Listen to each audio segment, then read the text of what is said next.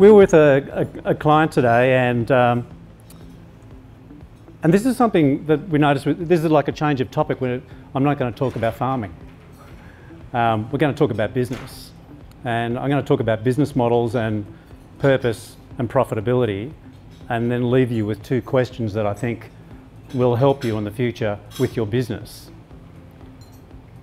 So we're high performance coaches and we're business coaches, and we only work with purpose-driven businesses. And we're in Melbourne this morning, and we're with this woman who's got a fabulous mission to change education for kids, particularly in primary school.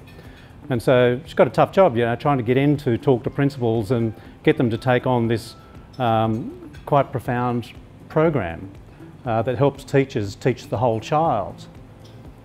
And like most businesses, as we were chatting, she had this thing about, I hate selling, and I don't like being sold to.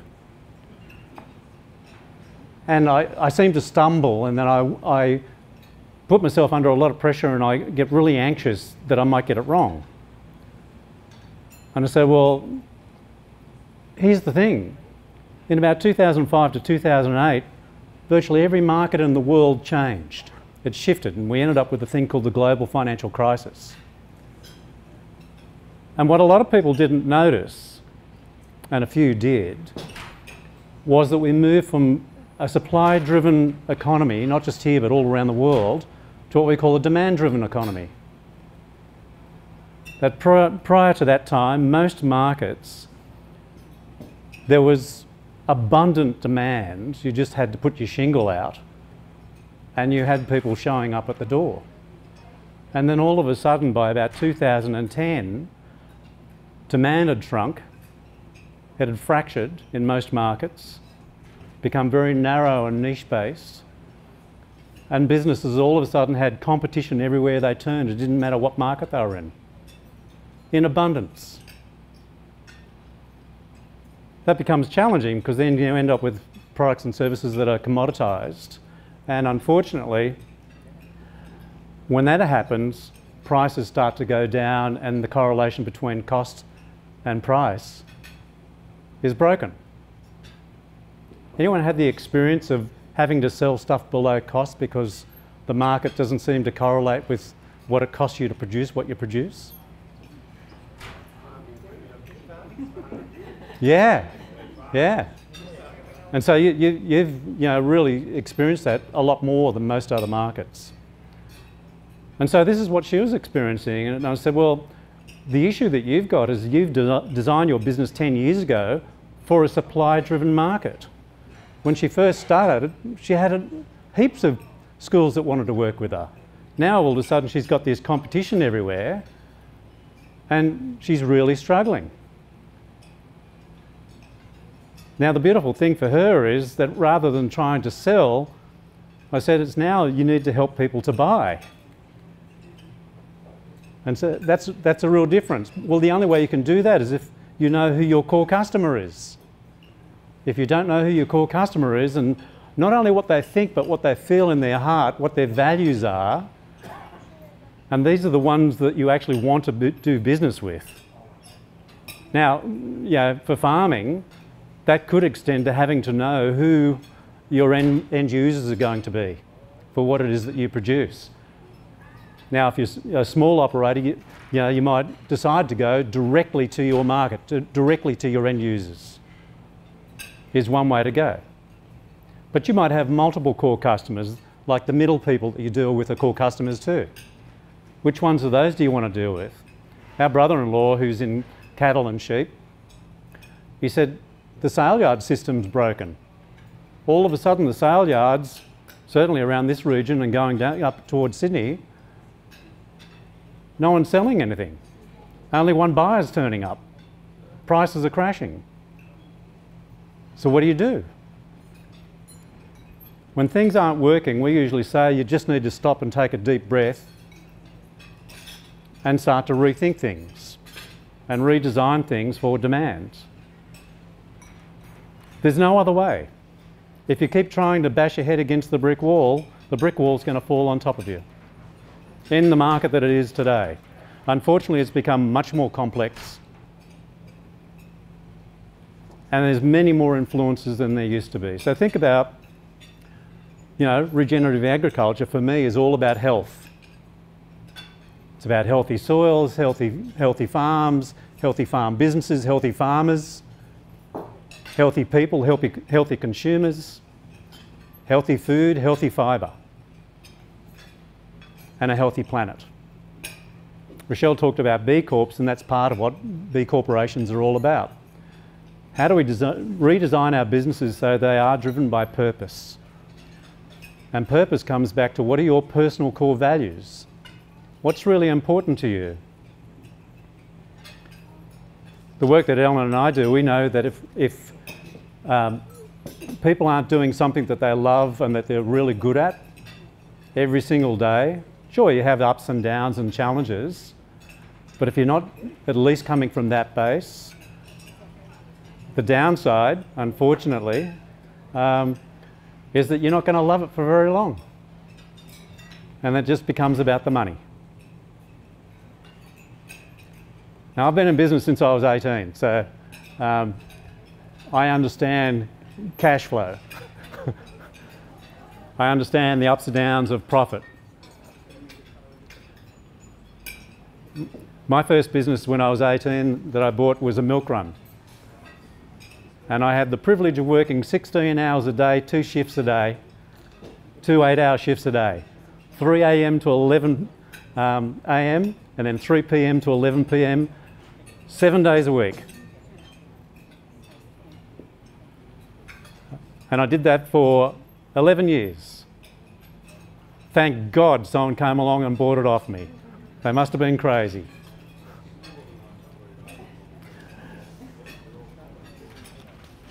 So, in terms of business models, there's been a radical shift. With purpose, as I said, it's very much about your values, and it's very much about asking a simple question. And the simple question is, what's really important in doing whatever it is that you're doing? And then what else, and what else, and what else? And when you start to explore that, so for me, my highest value is health. That's why I resonate so deeply with regenerative farming and Nutrisoil and what they're doing. In our business, our 3 highest values are world-class learning, so we're attracted to anyone who, you know, loves learning. All of you people here are here to learn. Isn't that cool? Our second value is connection. We can't work with someone if they're not into learning and we don't have a really great connection. And the third one is drive. We have natural drive, and we love working with other people who have got drive. If those values are satisfied for us in our business, then we'll turn up every single day because we love it and we're good at it. And then there's profitability. I know if I see a business where they're working towards really pulling apart their business model and starting to look at, well, where's the money really? Now here's the trick, it keeps shifting. It doesn't always stay the same. Business is dynamic. If you've got optimised profitability in your business, then I know there's a few things going on. The first thing is that you, and if you have a team, are really switched on and working cohesively together. Second thing is that I know that you know who your core customer is and you're staying really close to them. And that beautiful intimate dance between your team and your core customer is so critical now in a demand-driven world. The beauty of knowing who your core customer is and getting close to them is it takes all the guesswork out of your business. Anyone thought that their business at some time is a bit of guesswork and you try something and you just hope that it's going to work out? Yeah? It's a bit like that with the weather, isn't it, really?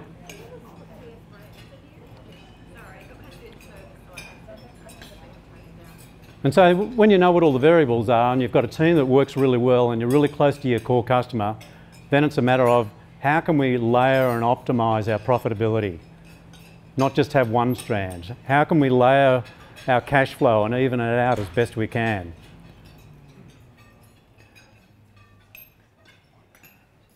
And I'll come to those two questions because I think that'll help you a bit in a bit. But first I just wanted to add in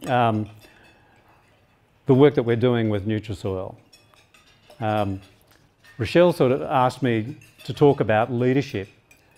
And this is what I'm getting to, is that when you really start to redesign and rethink for demand from your core customer's perspective, not from yours, and take the guesswork out of things and really focus on building a business that works, a business model that works now and into the future.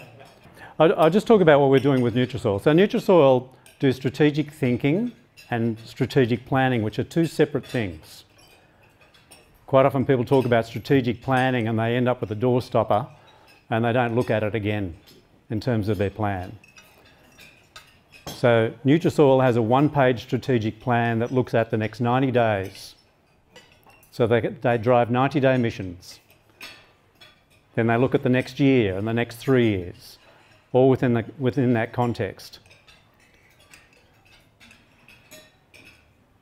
And they have a daily, a weekly, a monthly, a quarterly and an annually meeting rhythm to drive the business. The whole team driving the business, not just the person who owns it.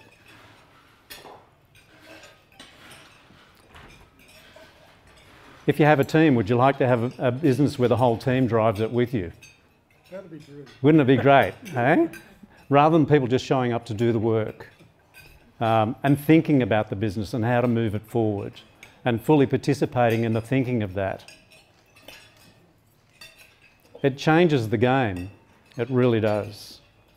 All of a sudden, you're all moving forward in rhythm together. You can get a lot more done when you've got rhythm going on. We also coach Rochelle individually.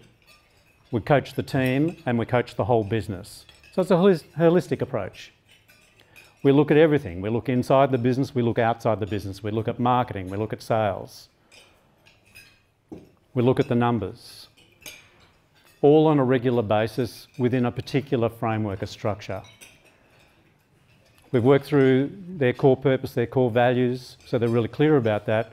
And the core customer work really is just a discovery process, a continual discovery process. So some of you might have heard from Nikala and talking about hubs and starting to get farmers together in different areas. That's all part of that. Because Nutrasoil wants to co-create what they're doing with you, not just sell a product. They're on a mission. They want to change agriculture in Australia. They want to see healthy soils, healthy environment, healthy farmers, healthy consumers, which is pretty cool. That's why we want to be involved. And then also they're going through the certification process to become a certified B Corporation, which is an international certification that also gives you an investment rating that all of the banks go, big tick. They love it when they see that you're a certified B Corporation. So B Corporation is about purpose, people, profit and planet. You have to be a for-profit business to be a B Corporation, a benefit corporation. There are about 3,000 in the world right now. There's just under 300 in Australia. Our business was number 79. But there are loads of people, and particularly in farming, that I think are purpose-driven and love the land and love what they do, and they just love to have a better business model and more profit that gets to stay with them.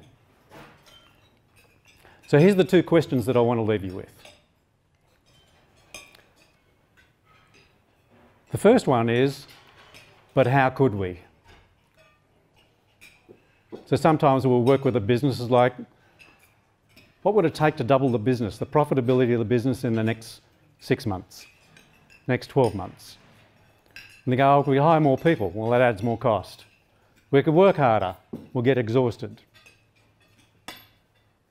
How could we work as much as we are now or less with the same resources that we've got right now and the same number of people and achieve that?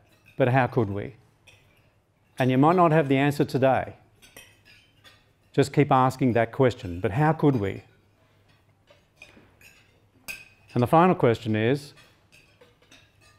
and who could help us? I don't know, it could be your neighbour. It could be, you know, somebody that you trust. But it's like, but who could help us?